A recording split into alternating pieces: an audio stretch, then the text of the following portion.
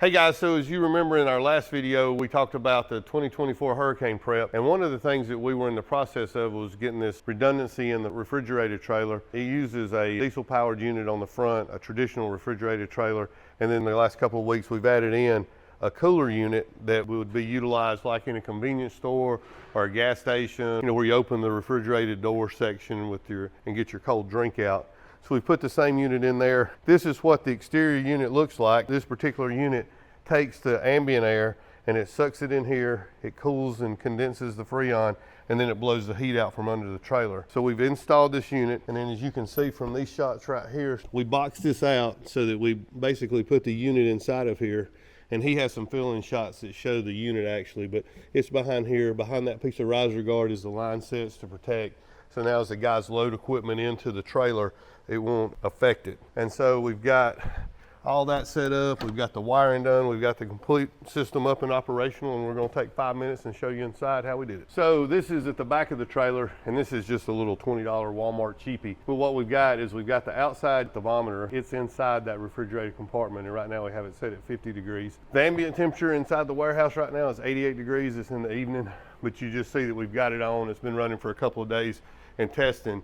But like when we were in camp or in theater, or we're here and the system's in, you don't have to walk up front to check it. You can just glance right here, and we normally have this set on like 33 or 34 degrees to keep the ice and all of our drinks just above freezing.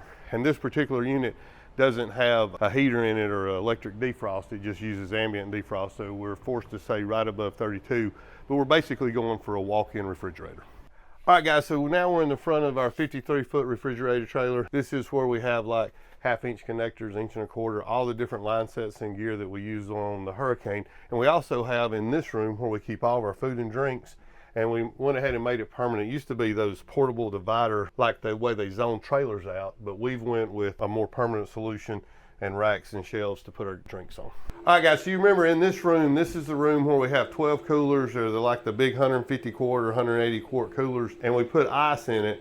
And on the last deployment, we were in for 8 or 10 days, and we had enough ice to last everybody the whole deployment. And one of the secrets is because this room is at 34 degrees, the drinks are at 34 degrees, the ice in the cooler is at 34 degrees, so it's easy to say 32. And so when the guys prep their coolers, they're just putting ice over already cold drinks, so that makes it nice. But one of the things we did is in camp, it was so loud with the reefer generator running, and then of course it's large enough to do the whole 53-foot refrigerated trailer and overcome the heat of the load. So it's very high capacity.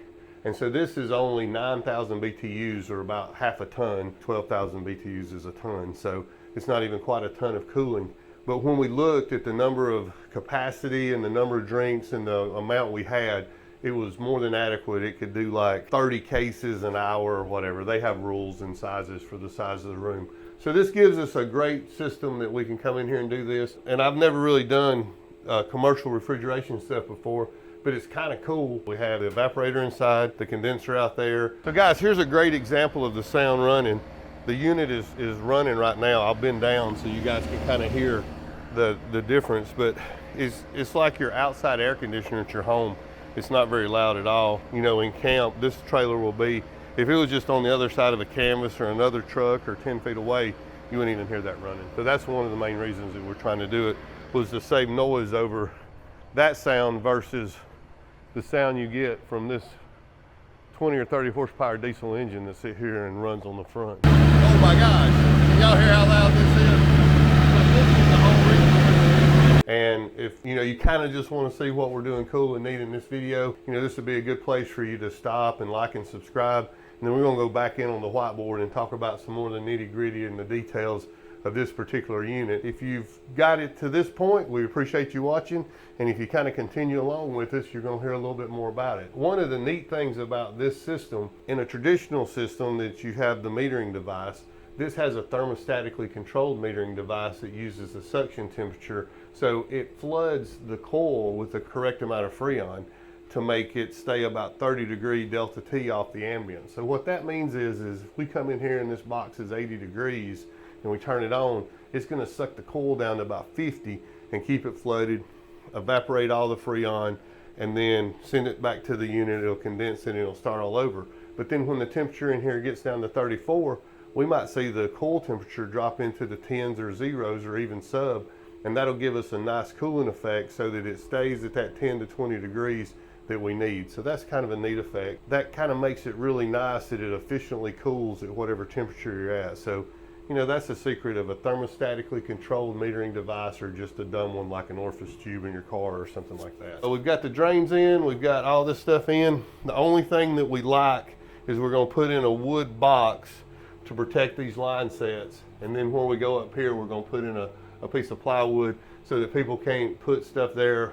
But since this is a dynamic environment with a truck, if anything moved over and hit the line sets, we're gonna have those protected. But now we're gonna run back into the office and talk about some of the kind of technical details. And like I said, if you got this far, the unit just kicked on, so it's probably a good time to wrap it up. Like I mentioned before, I am not a commercial refrigeration tech, but I had a good buddy of mine that is, and he kind of kept me straight on it. So we got a little 404A system. You know, we have the evaporator up here and the condenser buried down here. And so it's kind of cool because it sucks in the ambient fresh air out here. It goes in there and then it blows it out from under the trailer about middle ways of the trailer. And as we showed you in some of the earlier videos, you know, we have this thing cordoned off so that the ambient air comes in there, it's heated, all the heat from in here is blown out from under the trailer, and the system's real quiet. So we're real happy with the performance of the sound and the quietness as compared to the reefer unit on the front. Once we get deployed in theater and have this in camp, you won't even know this thing's running. And then it's kind of cool because we have a twist lock 208 plug that runs back. This will plug into the back of the sleeping trailer 1, because even if it's powered from another generator or it's powered from its own generator, our distribution system is there. So we have a twist lock that powers it, and this thing only pulls like 12 amps. And we have a 30 amp twist lock connector that goes in between it. So we can operate this on 208, we can operate it on 240. We have an RV plug if we're using it in station, or in the building here, it's plugged into sleeping trailer 1 like it would be done. All right, so these reefer units, they're about 6 to 10 tons of capacity. So like say, you know, a lot of them are like 72,000 BTU. Now our little system is only 9,000 BTU, but you know, we're doing, you know, 1/5 of the trailer. So if we extrapolated that through, that's 60,000. So we have about the same BTU capacity for the size that we are with what we're doing. Also, this thing holds about 50 gallons of diesel fuel, and it burns about 1 gallon an hour. So, you know, if we fill it up, we get about 2 days of capacity there when we're doing it. Now, we obviously get a little better because we're doing that, but this is also so much more efficient because, you know, we're only making 9,000 BTUs of cooling capacity instead of 72,000. So we have a lot of wasted motion that we don't need. So it's going to be quieter, it's going to be more fuel efficient, and then on some of the trailers we're going to have, you know, the solar panels, you know, then it'll even be green because we won't be using any diesel fuel to change the heat from in the trailer to out of the trailer. This might be a good point. If you ever do straight BTU to KW or KVA conversions, you'll get lost in that. I've been guilty of this before. When you do the BTU to KVA conversion, it's as if it was making electric heat. And you know, in this environment, you have to remember we're not making heat, we're moving heat. And we move heat at like 3 to 1 plus the inefficiencies of it, so it works out to about 2 to 1. So if you ever were to do a BTU to KVA comparison, you're going to be saying that you're consuming twice as much electricity as you are, and that's really not the case. So that's kind of the secret of a heat pump in a house. You know, it makes more heat because it's actually just moving the heat from outside to inside.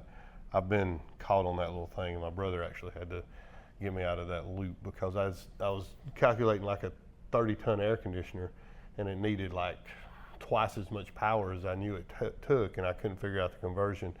And he reminded me that we're moving heat, we're not making heat. This is what we did in the system. So now we have a quiet, reliable backup system to our refrigeration solution. So now we have our drinks, we have our ice, and now we're giving Stan a real good refrigeration location that he can put all of his gear in and put all of his food stuffs in that it would be refrigerated, not using up the refrigerator space in the trailers.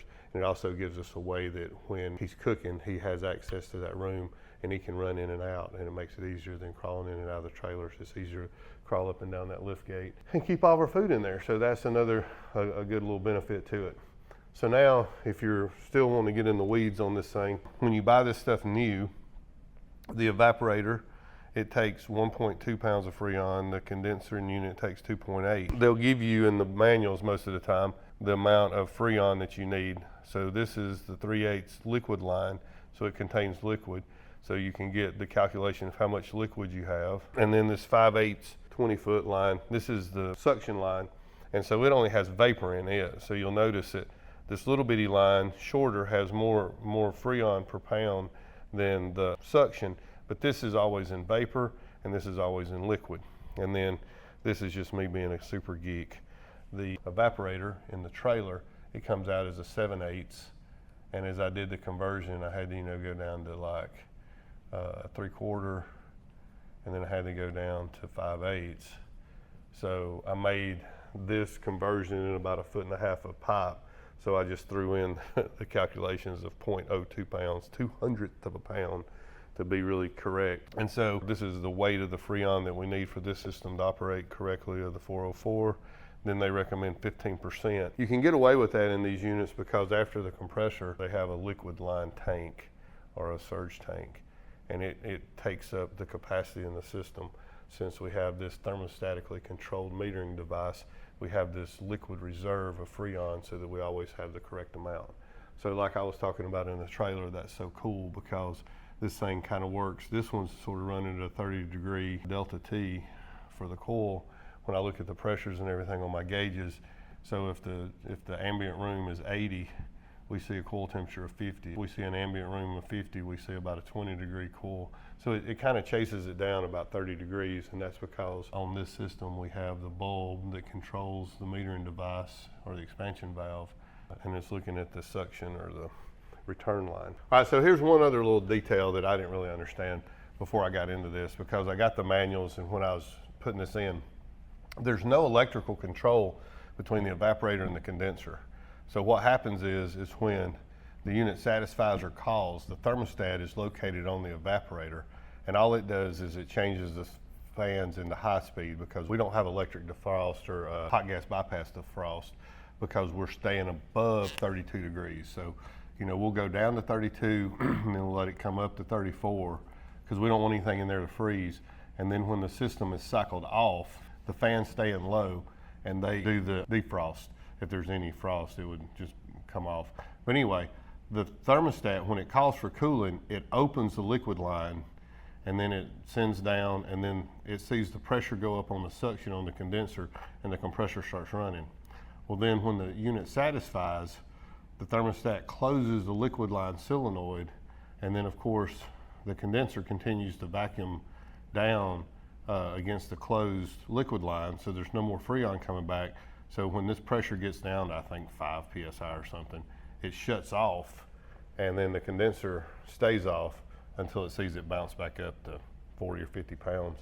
A neat little trick, if you put these in and it stays really cold, you need to look at your pressures and make sure that if this were to sit outside, obviously not a problem for us, but if that 50 psi is below the ambient outside, it'll never cut back on, because the ambient outside air, like if it was 30 degrees or 10 below, the cooler wouldn't work. So that's a little neat aside. But that's how the controls work. It just closes the liquid line on the evaporator. And that's left over from where you have, like in a big commercial refrigeration system, you might have what they call a rack, and you have all this compressing and Freon processing area. And so this system can operate kind of independent from itself. It just needs liquid Freon, and then it sends the vapor back to be condensed or compressed. So that's kind of cool. So when we got ready to deploy on a Dahlia, we had went and bought all the drinks, and with the trailer parked in station, the temperature can get up to 80, 90 degrees in there, so that'll make the shelf life of the drinks and everything go bad. So we had to take all the drinks and all the food stuff out of that area because it's going to get so hot, and then move them into the conference room, into the break room and all that. So now we can set that thing back from 34 degrees or 32 degrees, move it up to 50 or 55 degrees, and we can continue to leave those drinks stored on that trailer all year round. And with the addition of the new building that we're building out here, that's just going to make it easier for us to do it. So we can store our drinks out there, have access to them, and once we put them in, we don't have to take them out. So that's going to be real nice. I don't know if you guys have ever experienced this, but refrigeration systems, they like to run. So we have to put our reefer units, we have 3 or 4 trailers that have reefer units on them, and we have to run them every so often because they have a the seal, they have the seals has a oil film around the seal. And if you let that oil film dry out and it not run for say 6 months and go through a lot of heat cycles, you can get a leak around these seals. It's better that we leave that system running at 55 degrees or 50 degrees all year round so that when we get ready to go on a hurricane, it's ready. And then that's also a nice thing that we have a lot of our drinks, say maybe we have 90% of our drinks already in storage, so they're already fresh and current and ready to go, and that's just one less thing we have to do when we get ready to deploy. Thanks for following along. If you've made it this far, you're probably as much of a geek as I am, and I appreciate you watching. But if you do have any questions, put them in the comments. If you guys see anything that we did wrong or we could do better, throw them down in the comments. Our group, our audience is a really great community, and I really appreciate what you guys say and take time to say. If you like this video, send it to somebody that you think might enjoy it. It's been a crazy season. You know, Beryl started in June and ended up in July. It's a storm that we would traditionally see do a long track kind of toward the end of the season, not in the middle of the season. So maybe a crazy season. We've got Stephen with us this year, so he's going to be putting out a lot of great videos when we deploy and get ready to go. So we'd love you to follow along and watch. And as always, you know, leave us a comment. We really appreciate reading it and getting you guys feedback.